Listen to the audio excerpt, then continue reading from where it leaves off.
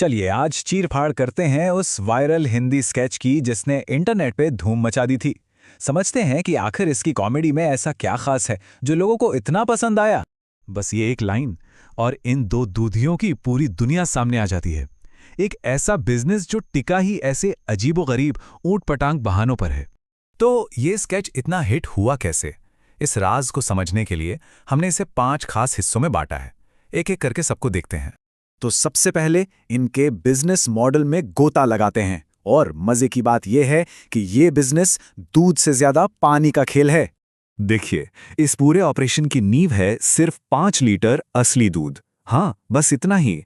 और फिर आता है इस धंधे का असली सीक्रेट इंग्रेडिएंट, पूरे 10 लीटर पानी। मतलब जितना दूध उससे 2 गुना पानी। देखते ही देखते माल 3 गुना हो गया। और अब देखिए इतने सीधे साधे घोटाले को सही कैसे ठहराया जाता है। दावा यह है कि इस छोटे से काम का हिसाब रखने के लिए 5-5 अकाउंटेंट रखे हुए हैं, जिनमें से 2 तो परमानेंट हैं। तो यहाँ सबसे ज़रूरी बात यह है कि मिलावट कोई मुनाफे का शौक नहीं है। अरे इनकी दुनिया में तो ये जिंदा रहने के लिए ज़रूरी है, एक तरह की मजबूरी है जिसके बिना घर का खर्चा भी नहीं चलेगा।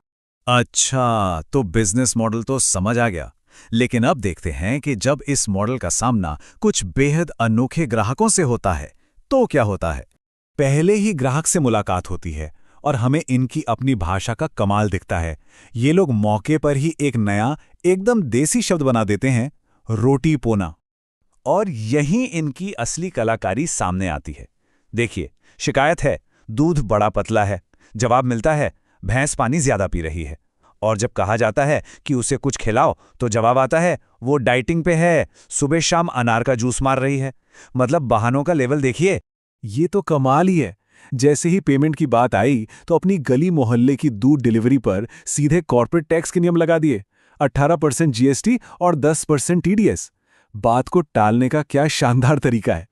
चलिए अब धंधे पानी और बहानों से थोड़ा आगे बढ़ते हैं और बात करते हैं कहानी की असली वजह की। इनका एक मिशन है जो कभी कामयाब नहीं होता। पूरा का पूरा स्केच असल में इसी एक शब्द के इर्द गिर्द घूमता है, सेटिंग। यही इनका असली और आखिरी मकसद है। और इस सेटिंग के लिए इनका मास्टर प्लान देखिए। पहले तो भैंस का जन्मदिन मनाना है, फिर तोहफे में आधा लीटर दूध ज्यादा देना है, फिर लड़की से बात करनी है, लेकिन सामने आ जाता है उसका बाप। और नतीजा, जन्मदिन कैंसिल, दूध वापस। मतलब प्लान शुरू होते ही खत्म। और पूरी योजना जिस बहाने पे आकर ढेर हो जाती है वो भी उतना ही मजेदार है जितना ये अपने ग्राहकों को देते हैं। मम्मी का फोन आया था, भैंस का जन्मदिन आज नहीं कल है। वाह। अब बात करते हैं उस चीज की जो इस स्केच को इसका अनोखा मजा देती है, और वो है इसकी एकदम कच्ची और देसी बोली। ये किरदार जानबूझकर एक गवार या कह लीजिए ठेठ देसी अंदाज अपनाते हैं, और इनके कल्चरल ह्यूमर का सबसे बड़ा सोर्स भी यही है। ये लाइनें सिर्फ अपने मतलब की वजह से मजेदार नहीं है, बल्कि इनको बोलने का जो खास अंदाज है, जो खालिस देसीपन है, वो दर्शकों से सीधे दिल का रिश्ता बनाता है। तो इन सब चीजों को एक साथ रखकर देखें तो आखिर वो कौन सा फॉर्मूला है जिसने इस स्केच को इतना बड़ा हिट बना दिया। देखिए, ये सफलता कोई तुक्का नहीं है, इसके पीछे एक पूरी रेसिपी है।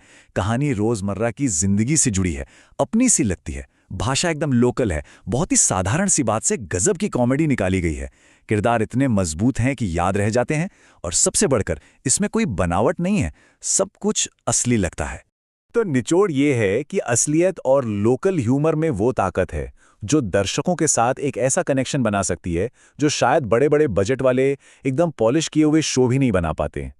और ये सब हमें एक बड़े सवाल पर लाकर छोड़ देता है। आज के इस वायरल दौर में सबसे असली कॉमेडी कहाँ मिलती है?